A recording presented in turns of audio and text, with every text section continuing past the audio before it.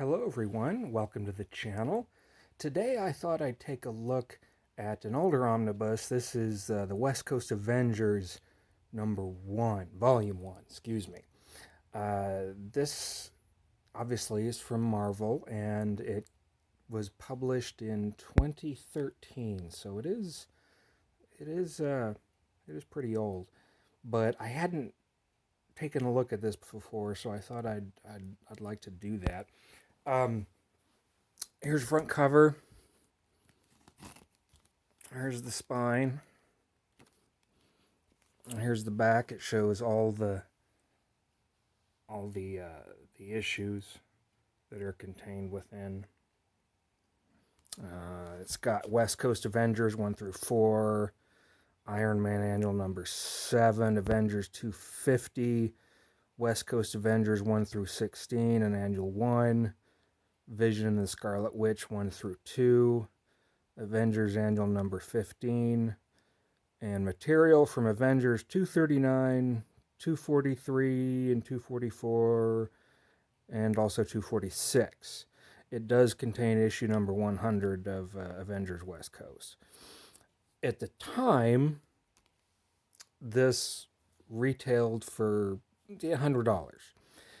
It is out of print. I can't find any reprints anywhere. I don't know if Marvel is planning on reprinting this or not. I would say it's due for a reprint, and they should. If anyone knows if they're going to do one, let me know in the comments below, because I'm not up to what omnibuses that Marvel's got planned. If anyone's got any knowledge in that area, yeah, just let us all know in the comments. The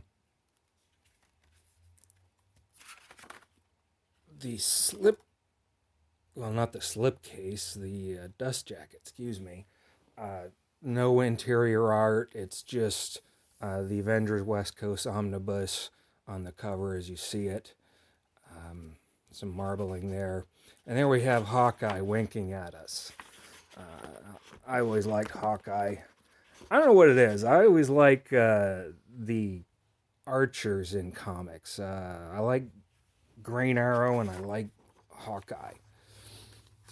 Here's the credits. We've got numerous writers. Steve Englehart and Al Milgrom penciling comes out on top. But we've also got work by writing by Roger Stern, Bob Harris, Danny Fingeroth, Mark Bright, and Roy Thomas.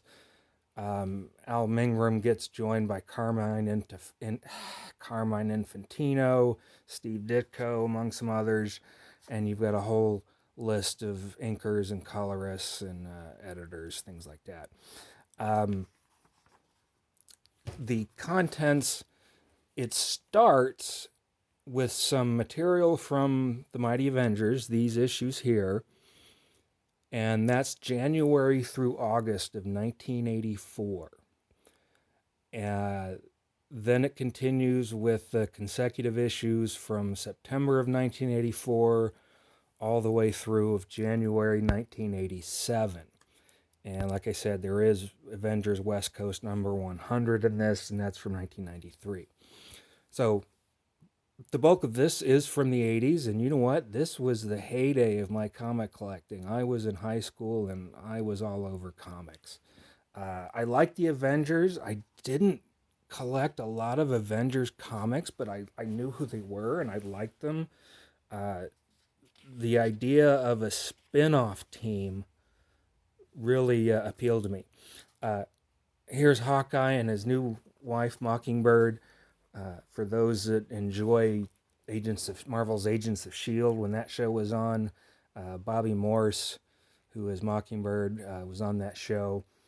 I was first introduced to Mockingbird in an issue of Marvel Team Up. Don't ask me what number it is. Someone probably knows, but I don't remember. But I do remember Spider-Man teaming up with Mockingbird, and I thought she was cool. Here's Star Fox. Spoiler alert. For those of you who have seen Eternals, Star Fox shows up at the end. So we go through some of that material, and here's the one that I remember the most. This was number 1. It was a 4-issue limited series. There's Hawkeye calling out, Avengers Assemble, and, a whole cast of characters here. Who's going to join the new team? And as a teenager, I was very intrigued. I'm like, wow, a West Coast Avengers team.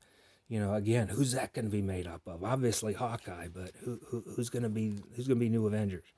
So I definitely picked this one up.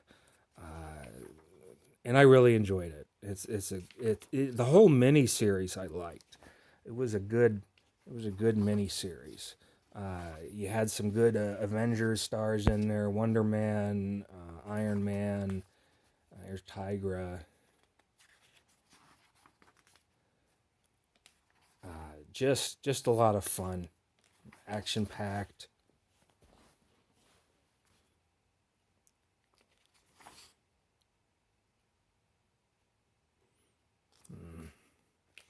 Good stuff.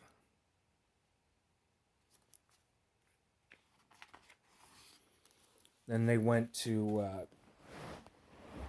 Iron Man Annual here. This was Iron Man Annual number 7. And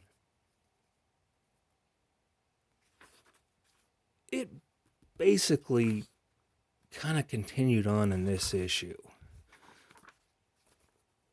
We still haven't got a West Coast Avengers title yet other than the miniseries.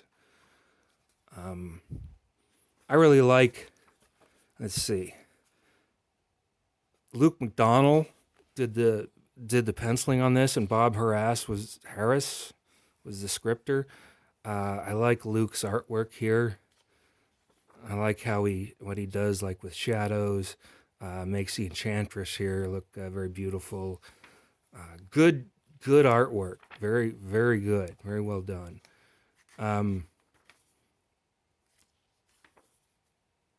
It's not an issue to miss. And I remember this one, number 2, because of course I had all 4 of them. So I kept going to my local comic shop, and this was I picked them up. This was Roger Stern writing on this one with Bob Hall as the penciler. And we all know that Roger Stern is a classic comics writer, and he doesn't fail us. We see the first supervillain that they aren't going to end up having as an arch nemesis, and that's Graviton. Graviton to me was always didn't mean to shake the camera there. Graviton to me was always this extremely powerful and deadly supervillain. So I was like, wow, how's the West Coast Avengers gonna tackle him? And again, I really like the art. This sequence here, boy, that really unnerved me as a teenager. There's Graviton with these 2 ladies just kind of looking on. He's basically drowning Wonder Man. And I was like, oh man, that's so cold. Look at that. So I wondered how Wonder Man was going to get out of that. Of course, anyone that remembers their Iron Man stories from back in the day, Rhodey replaced Iron Man. This is before he ever became War Machine. For those of you familiar with him as War Machine, there was a period of time where he took over from Tony Stark. And there he is.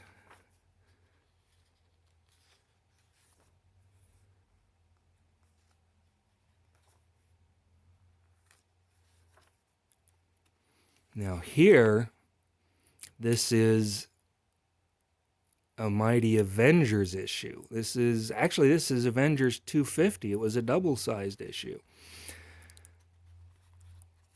And this is where the story continues. So really, getting the miniseries of 4 issues wasn't quite enough. I mean, it was fine as it was contained in its own limited series, and honestly, that's all I had.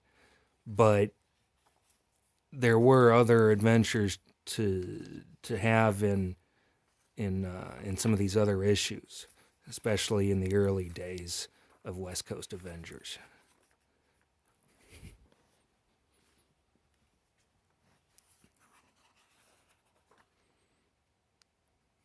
Hank Pym.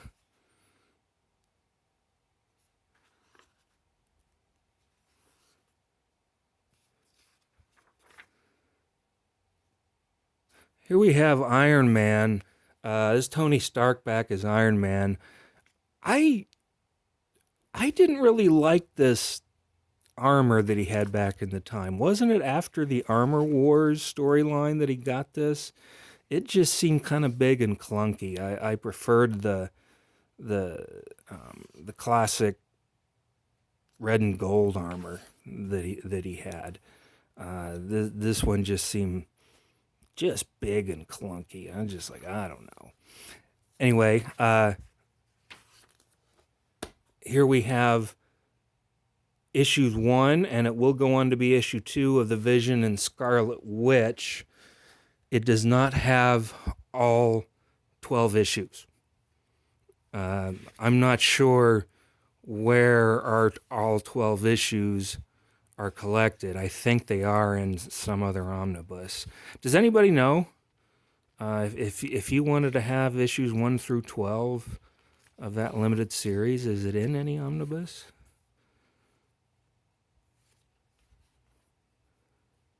And who would have known at the time that one day we'd see the Vision and the Scarlet Witch on the big screen? I could never have imagined it back in the day. Issue number 2. How could I miss? Where did I miss the cover for the first issue? What happened there? Yeah, it's West Coast Avengers number 2. What happened?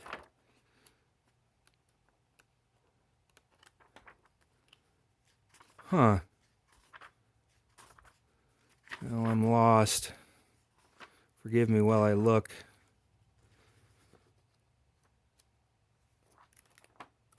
Oh, I'm an idiot. Wasn't that, no, it's West Coast Avengers number 1. Well, what happened to issue number 2?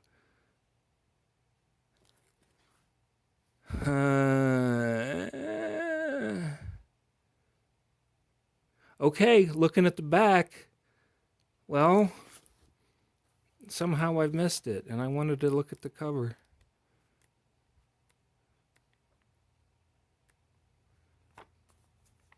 Maybe it was back here. There we go. How could I miss that? Look at that. Classic cover from a classic era. The West Coast Avengers number 1. This was their first ongoing title, written by Steve Englehart and penciled by Al Milgrom. So this is where it all started, as far as a West Coast Avengers title of their own. And like I said, I've already gone into issue 2 there. And we go into issue number 2 again, but this is a Vision and the Scarlet Witch. And they're fighting Ultron. And we got the West Coast Avengers joining Vision and the Scarlet Witch. So it is very much a West Coast Avengers storyline. Here we have them go against Kraven from Spider-Man supervillain fame. Master Pandemonium is a villain. The Thing gets involved from Fantastic Four.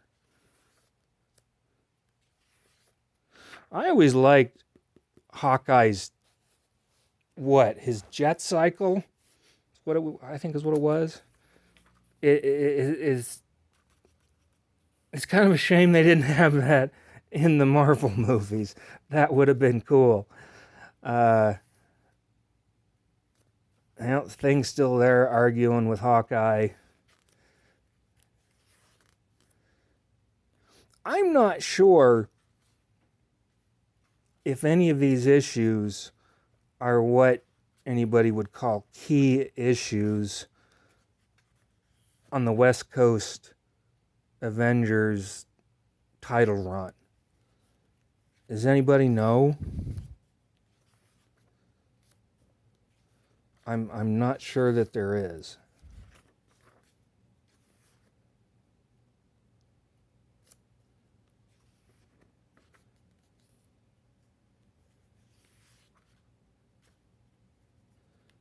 It's like Wonder Man's gotten a change of costume.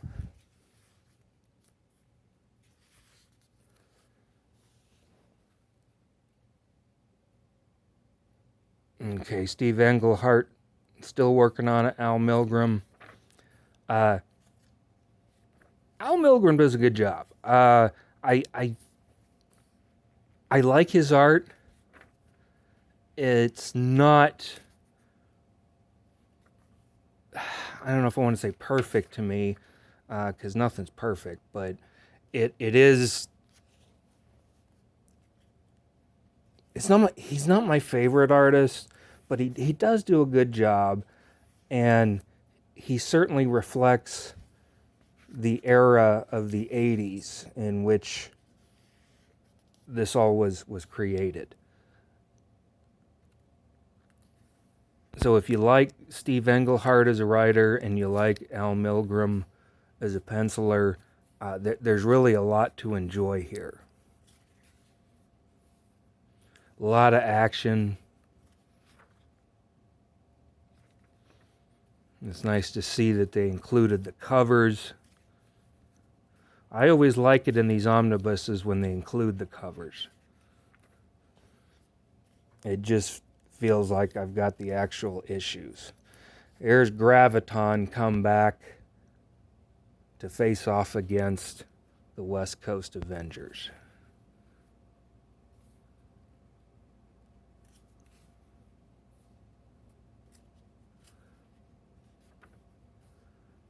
Does anybody know what happened to Tigra? She's still around in comics today? I have no idea. Like I said, back in this time... Oh, here's the Black Knight. What issue is this from? Oh, okay. This is Avengers Annual. I wondered, because I thought the Black Knight was an Avenger. Again, something to look out for when you're watching the Eternals.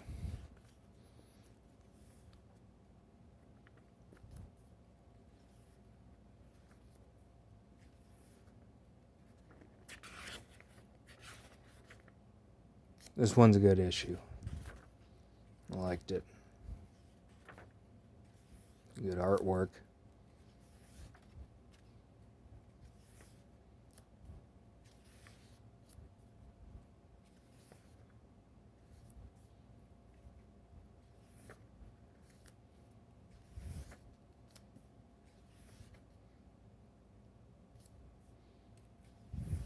Got Quicksilver in there. Got Black Panther, the Falcon. Quite a few. Captain America, of course. I remember this issue too. And I remember this particular scene. This was cool. Just to kind of see all the Avengers together. Has some humor to it. I liked it.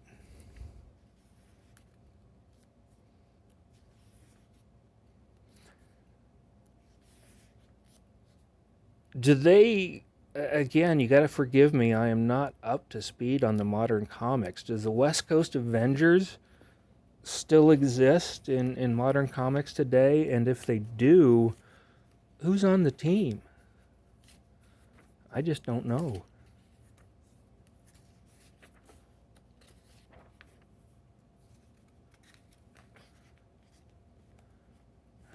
Let's see. There was one cover that I wanted to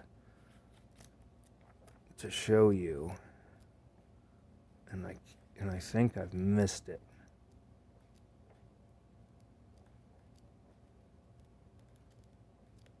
Let's go back. Oh, that was the annual.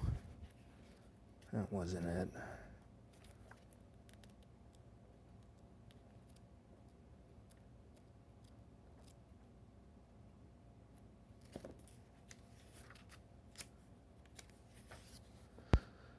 You know, I remember it was, oh,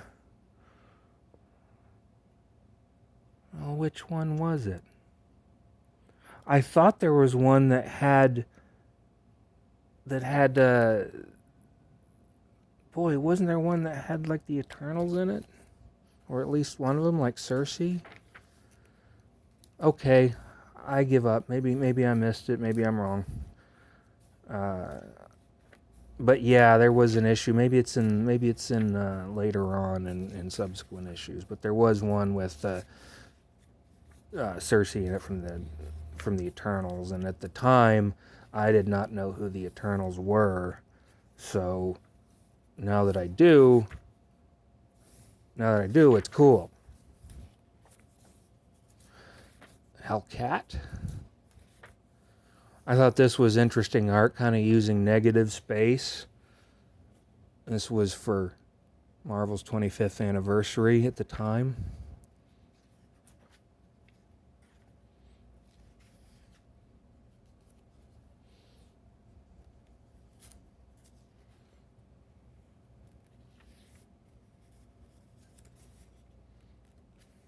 Whirlwind, of course. Anybody remember Whirlwind?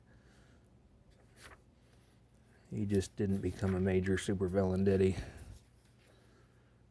And here we have the extras. This is where the issues end. They do have a volume 2.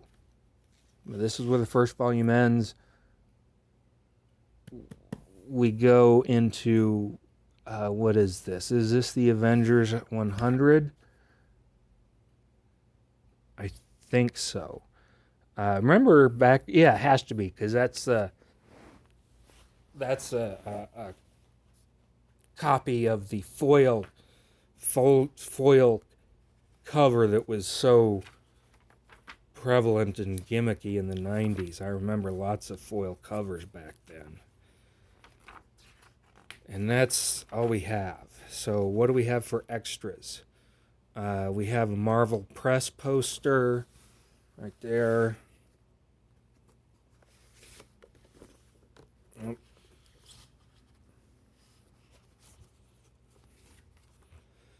Got Amazing Heroes number 2, Marvel Age, the official Marvel News magazine.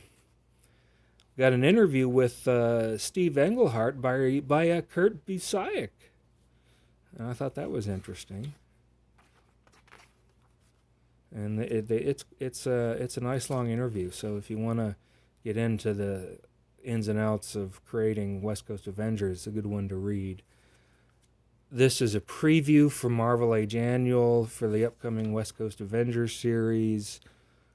Again, Marvel Age Annual material. This is from the official handbook of the Marvel Universe Deluxe Edition. It's Hawkeye's entry.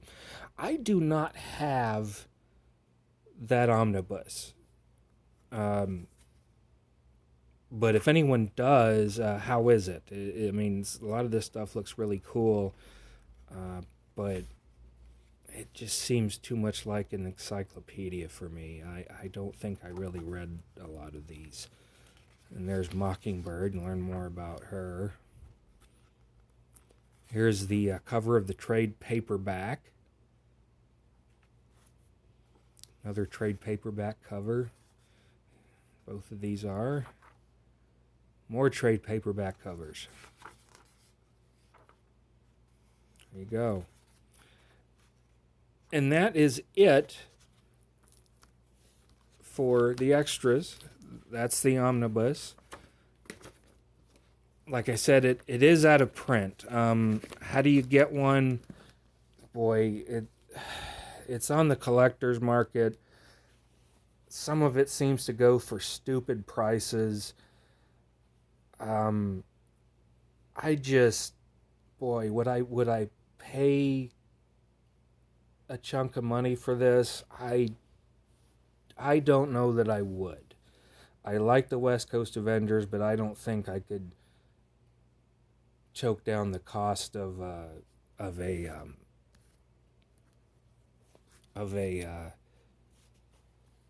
several $100s of somebody's collector's market price.